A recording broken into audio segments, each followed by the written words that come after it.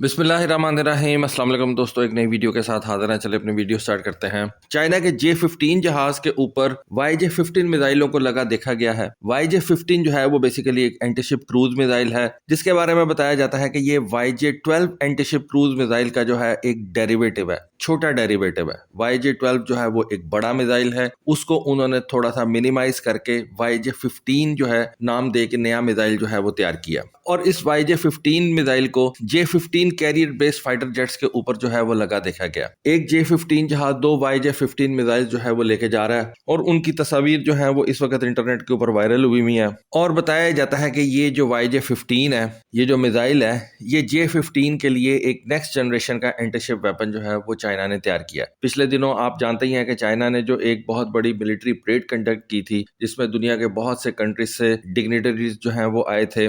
खासतौर पे north Korea के जो किम जोंग उन है, वो उस मिलिट्री परेड को देखने के लिए चाइना गए हुए थे। उस मिलिट्री परेड के अंदर भी ये YJ-15 मिसाइल जो है वो हमने देखा था। और अब इस YJ-15 मिसाइल को J-15 जहाजों के ऊपर जो है वो लगाया गया है, इंटीग्रेट किया गया है, जिससे एनालिस्ट ये कह रहे हैं कि अब चाइना की जो नेवी है ना, वो एक कोस्टल डिफेंस नेवी से अपनी रिस्पॉन्सिबिलिटीज को शिफ्ट कर रही है ब्लू वाटर नेवल ऑपरेशंस के ऊपर। यानी कि पहले चाइनीज नेवी जो थी उसने अपने ऑपरेशन महदूद रखे हुए थे, अपने कोस्ट के नजदीक रखे हुए थे। यानी कि कह लें कि सिर्फ ताइवान के इर्द गिर्द जो है उनकी सोच चल रही थी कि हमने ताइवान को जो है वो पहले कवर करना है। लेकिन इस मिसाइल को J-15 के ऊपर लगा देख के वेस्टर्न एनालिस्ट का ये मानना है कि ये basically blue water naval operations की तरफ एक कदम है जो चाइना ने उठा लिया। खैर, वो कदम चाइना ने उसी वक्त उठा लिया था जब उसने एक फ्लैट डेक एयरक्राफ्ट कैरियर जो है वो तैयार किया था, जिसके ऊपर ई-मॉल्स जो हैं वो लगे हुए थे, जिनके जरिए से हैवियर जहाज जो है वो ये चाइनीज नेवी हवा के अंदर भेज सकती है। जो चाइना का तीसरा एयरक्राफ्ट कैरियर है फ्यूजियान, उसकी आगे चल के बात करते हैं। अब ये जो J-15 जहाज देखा गया है इन YJ-15 मिसाइलों को कैरी करके लेके जा रहा था, ये बेसिकली J-15 का एक नया वेरिएंट है जिसको वो J-15B बोलते हैं, जिसके बारे में बताया जाता है कि दुनिया के अंदर जितने भी ये इस वक्त कैरियर बेस्ड फाइटर जेट्स हैं, उनमें से सबसे ज्यादा लॉन्गेस्ट रेंज वाला ये जहाज है। नॉर्मली आप जानते ही हैं कि रफाल भी एयरक्राफ्ट कैरियर के ऊपर से ऑपरेट होता है, MiG-29K भी इंडियन नेवी जो है वो अपने एयरक्राफ्ट कैरियर से ऑपरेट कर रही है। उसके अलावा FA-18 हो गया, या आप कह लें कि F-35C जहाज हो गया, और ये J-15B जहाज जो है ये भी कैरियर बेस्ड जहाज है। उसके अलावा चाइना का अब ये J-35 जहाज है, उसको भी चाइना ने अपने फ्यूजियान एयरक्राफ्ट कैरियर के ऊपर जो है वो रखा हुआ। लेकिन इस सब में से जिस जहाज की सबसे ज्यादा रेंज है ना, वो ये J-15B बताया जाता है। और ये खास तौर पे मैरीटाइम स्ट्राइक मिशंस के लिए जो है वो डिजाइन किया गया है। इसके अंदर कंपोजिट मटेरियल्स लगाए गए हैं ताकि इसका जो ओवरऑल वेट है वो कम रहे। एक लाइटर जहाज हो, लेकिन स्ट्रॉन्ग एयर फ्रेम के साथ जो है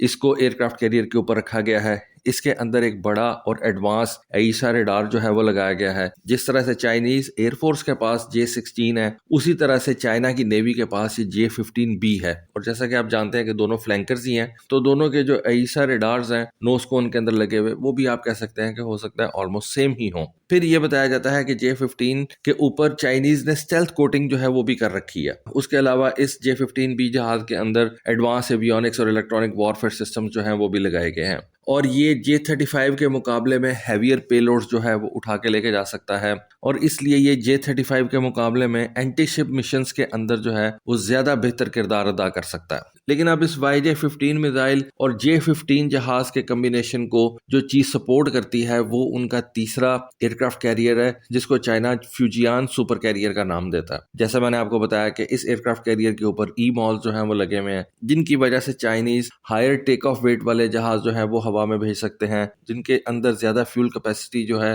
वो रखी जा सकती है। हैवियर वेपन लोड्स के साथ ये जहाज जो हैं वो हवा के अंदर जा सकते हैं एज कम्पेयर टू चाइना के जो पहले 2 एयरक्राफ्ट कैरियर्स थे। तो ये सारी चीजें मिलके फ्यूजियान एयरक्राफ्ट कैरियर, J-15B जहाज और YJ-15 एंटीशिप क्रूज मिसाइल मिलके J-15B की जो लॉन्ग रेंज स्ट्राइक इफेक्टिवनेस है उसको एनहेंस कर देते हैं। और इन तीनों का जो कम्बिनेशन है वो चाइनीज एडवर्सरीज के लिए जो है वो बहुत ज्यादा डेट्रीमेंटल हो सकता है, खतरनाक हो सकता है। अब ये जो YJ-15 एंटीशिप मिसाइल है, इसको पहले जैसा कि मैंने आपको बताया कि जो पिछले साल 3 सितंबर को उनकी एक विक्ट्री डे परेड हुई थी, वहां पे दुनिया के सामने रखा गया था। ये एक सुपरसोनिक रैमजेट पावर्ड मिसाइल है, जिसकी स्पीड कहा जाता है कि तकरीबन 4 मैक के आगे पीछे है। हाइपरसोनिक डोमेन के अंदर नहीं आता, ये सुपरसोनिक डोमेन के अंदर आता है। और जैसा कि मैंने आपको बताया कि ये YJ-12 मिसाइल का एक डेरिवेटिव है।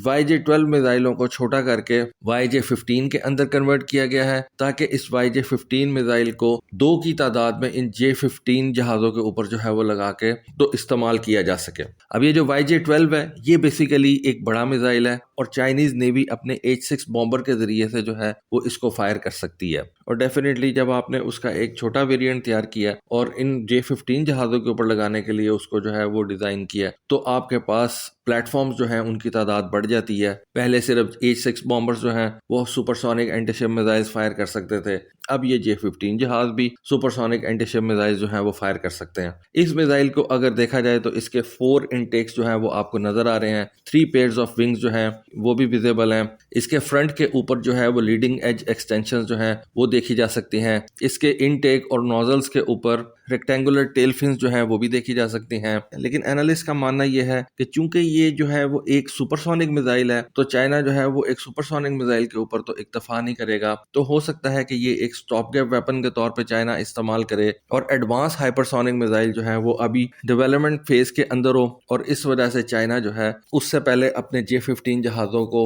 इस YJ-15 मिसाइल से जो है वो लेस करके इस्तेमाल करना चाहता है। जब तक हाइपरसोनिक मिसाइल नहीं तैयार हो जाते जो कि ये J-15 जहाज या J-35 उठा के लेके जा सकें, तब तक चाइनीज नेवी इस YJ-15 मिसाइल को ही अपने जहाज़ों के ऊपर इस्तेमाल करेगी। वैसे भी चाइना ने अपने एंटीशिप आर्सनल के अंदर जो है वो इजाफा कर दिया है। एक तो आप यही देख सकते हैं कि YJ-15 मिसाइल है जो J-15 फाइटर जेट से लॉन्च किया जा सकता है। उसके अलावा चाइना के टाइप 055 डिस्ट्रॉयर के जरिए से YJ-18 और YJ-20 मिसाइल जो है वो फायर किए जा सकते हैं। H-6 बॉम्बर्स के जरिए से YJ-12 और YJ-21 hypersonic antiship ballistic missile जो हैं वो फायर किए जा सकते हैं। सबमरीन्स के लिए भी चाइना ने हाइपरसोनिक मिसाइल्स तैयार कर लिए हैं जिनके अंदर YJ-19 की डायमेंशंस ये बताती हैं कि ये सबमरीन लॉन्च क्रूज मिसाइल जो है वो होगा और हाइपरसोनिक स्पीड के साथ अपने टारगेट की तरफ बढ़ेगा। उसके अलावा आजकल के दौर में जैसा कि आप जानते हैं कि इलेक्ट्रॉनिक वॉरफेयर जो है वो बहुत ज़्यादा बढ़ गई है, तो चाइना अपने इन J-15 स्ट्राइक मिशंस के लिए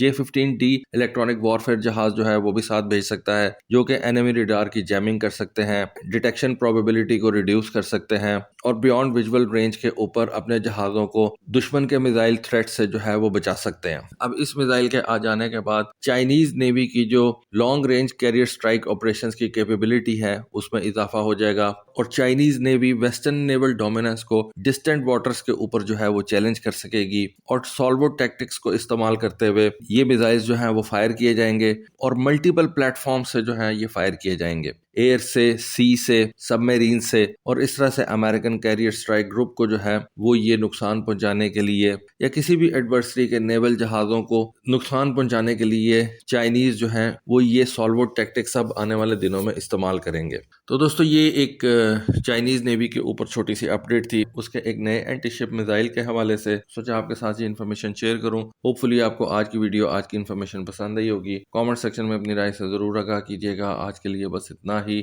थैंक यू। Allah Hafiz.